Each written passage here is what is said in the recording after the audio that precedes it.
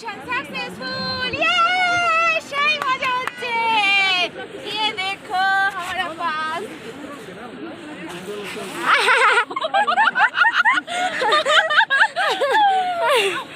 হাতে লাগলো।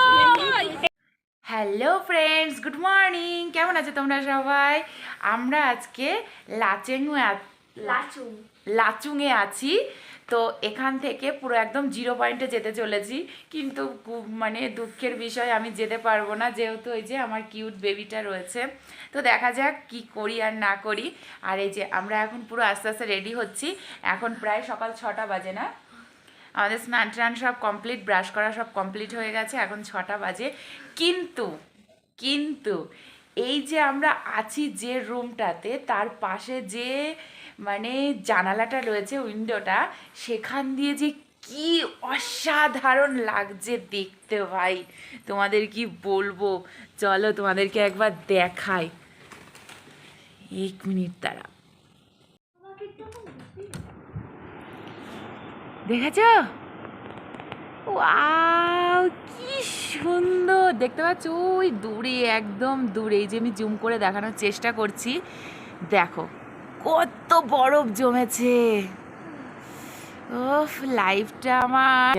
আর এই হোটেলটাও হলো ভীষণ ভালো একটা হোটেল পেয়েছি, সঙ্গে ভিউ পয়েন্টটা তো অসাধারণ, মানে কোনো কথা হবে না। চারিদিকে শুধু পাহাড় আর পাখির ডাক আর ঝর্ণার আওয়াজ। আর একটা জিনিস দেখো, এই দেখো একদম হোটেলের পিছনে দেখো কি সুন্দর না? ওয়াও, এত জার্নি করে ফাইনালি মিশন সাকসেসফুল। আমি কথাই বলতে পারছি না, এতটা হাওয়া ঠান্ডা আসছে। Mission successful. ওয়াও, কি সুন্দর, কি সুন্দর। ওয়াও,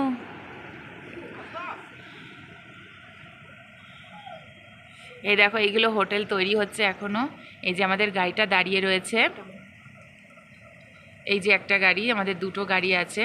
আর এই পাশেও একটা পাহাড় আছে। আর ওই দূরে আছে বরফ, আর বরফ সেই বলে না বরফের চাদরে মোড়া পাহাড়। ওই দেখো সবাই বেরিয়ে পড়েছে, যাচ্ছে। ওই দেখো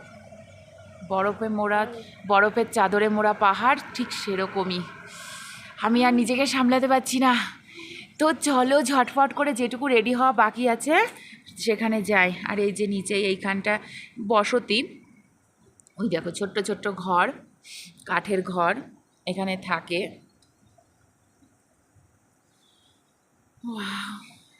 আমাদের হোটেলটার নাম ফ্লাওয়ার ভ্যালি। যে যে আসতে চাও আসতে পারো, অসাধারণ ভিউ। আমি তো মানে এখান থেকে যেতেই ইচ্ছা করছে না, মনে হচ্ছে এখানেই থেকে যাই। তোমাদেরকে সুন্দর সুন্দর ভিডিও করে দেখাবো এখানকার মানুষ কেমন করে না করে, কীভাবে জীবিকা নির্বাহ করে, কিন্তু কোনো উপায় নেই, যেতেই হবে, কিচ্ছু করার নেই। আর আমরা এখানে বেশি দিন থাকছিও না, আজকেই এখান থেকে ব্যাক করব। তো চলো জানলাটা দিয়ে দিই, প্রচণ্ড ঠান্ডাও আসছে। দেখা হচ্ছে রেডি হয়ে ওখানে গিয়ে, জানি না কত দূর যেতে পারবো, চেষ্টা করব, না যেতে পারলে ব্যাড লাক। ওই জন্য অ্যাট লাস্ট তোমাদেরকে আমরা দেখিয়েই দিলাম যেতে পারবো কি পারবো না। আমার যাওয়ার তো পুরো মানে ভীষণভাবে ইচ্ছা আছে। তারাও সামনে দিকে আমার যাওয়ার প্রচণ্ড ইচ্ছা আছে। এত কষ্ট করে এসেছি, যেখানে পাহাড়ে আমার প্রচুর প্রবলেম হয়, সেখানে এবার কোনো প্রবলেম হয়নি। রাস্তায় দুবার একটু উল্টি করে দিয়েছি, সকালবেলার খাবারটা ঠিক স্যুট করেনি আমার, তার জন্য। কিন্তু তারপরে যখন ভাত খেয়েছি তারপর থেকে আর কোনো প্রবলেম হয়নি। তো জানি না, যাওয়ার খুব ইচ্ছা আছে, দেখা যাক ম্যানেজ করা যায় কি না। এখানে ও রেডি হচ্ছে, আমিও রেডি হব। আর ওই যে পুচকুটা এখনও উঠিনি, ওকে তুলে রেডি করব। তো ঝমঝম করে রেডি হই, চলো ওখানে গিয়ে আবার রাস্তায় যেতে যেতে দেখা হবে।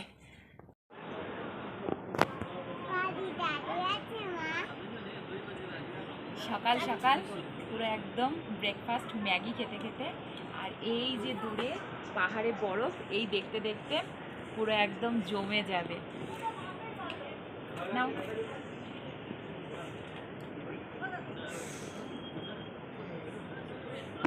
ভালো লাগছে তো? হ্যাঁ, দারুণ। অসাধারণ লাগছে। যা চামচ এনে দিচ্ছি। তো খাওয়া দাওয়া করে পুরো হোটেল থেকে বেরিয়ে পড়েছি। বেরিয়ে পড়ে বাইরের প্রকৃতিটা দেখো ভাই, এরকম প্রকৃতি পাবে আমাদের সমতল ভূমিতে, একমাত্র পাহাড়েই সেটা সম্ভব।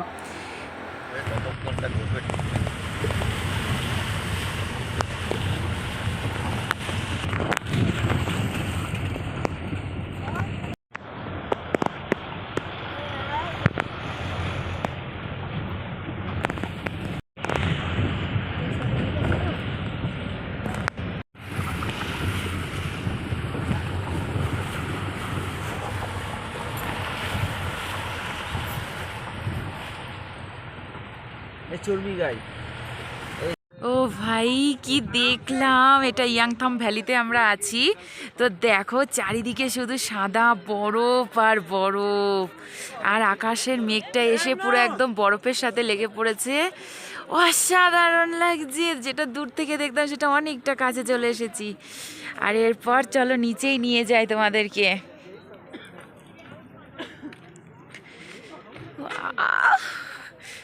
ওই যে আমার কুচু পুচু ডার্লিংটা ওইখানে রয়েছে। ওয়াও কি সুন্দর, কেমন লাগছে বলো, কেমন লাগছে। চারিদিকে শুধু গাছ আর পাহাড় আর গাছ। ও প্রকৃতি, I love you so much, এটুকু অনেক কম বলা হবে। আর সেই দিচ্ছে ঝোড়ো হাওয়া, ঝোড়ো হাওয়া বলবো না, বরফের ঠান্ডা হাওয়া। কি লাগছে, সেই সুন্দর লাগছে।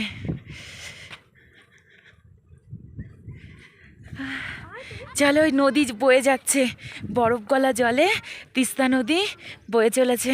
চলো চলো চলো চলো, এই দেখো নদীর জলের কি স্রোত। আর এই দেখো সব এখান দিয়ে ধসে ধসে পড়েছে, ধস নেমেছে যখন। ও কি হাওয়া দিচ্ছে, জানি না কতদূর তোমরা আমার কথার আওয়াজ বুঝতে পারছে। প্রচণ্ড হাওয়া দিচ্ছে আর কথা জড়িয়ে যাচ্ছে। চারিদিকটা এত সুন্দর লাগছে না, মেঘগুলো পুরো মনে হচ্ছে পাহাড়ে এসে পড়েছে। এটা আমরা আছি এখন ইয়াংথাম ভ্যালিতে, খুব সুন্দর। রোদ উঠেছে কিন্তু তাতে কিচ্ছু হচ্ছে না, প্রচুর ঠান্ডা হাওয়া, সেই লাগছে। জলের আওয়াজ দেখেছো, সমুদ্রের কি আওয়াজ, জলের নদীর জলেরও কি সুন্দর আওয়াজ।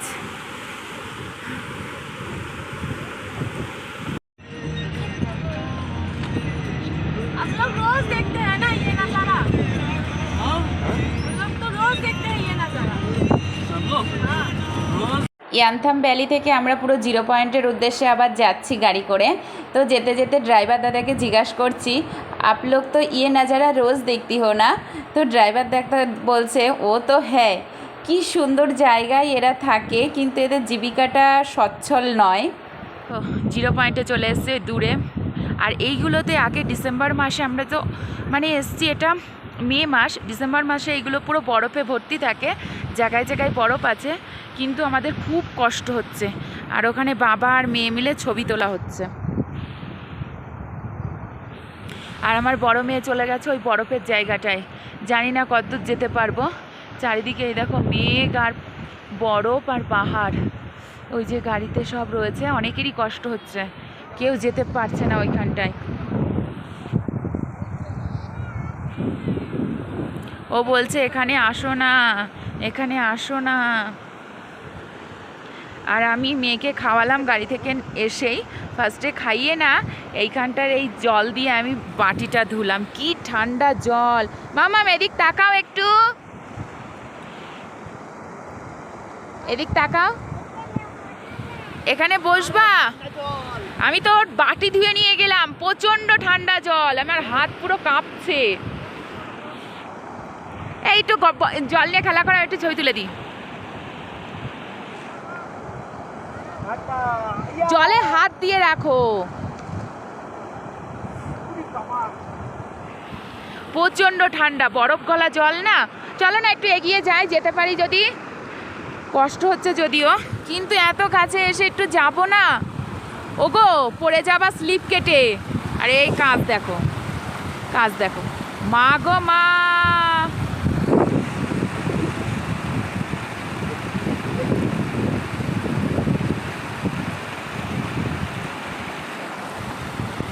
দেখো জল দেখো।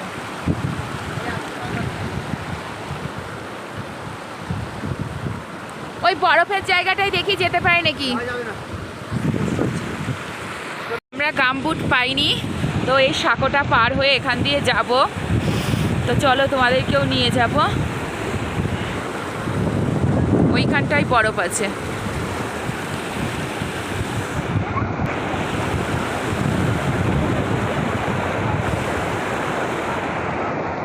রিক্স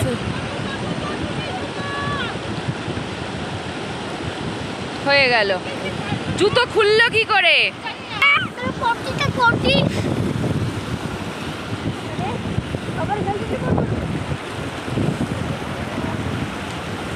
सक्सेसफुल, সেই মজা হচ্ছে।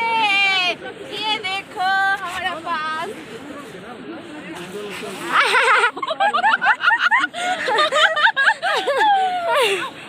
হাতে লাগলো। এই তো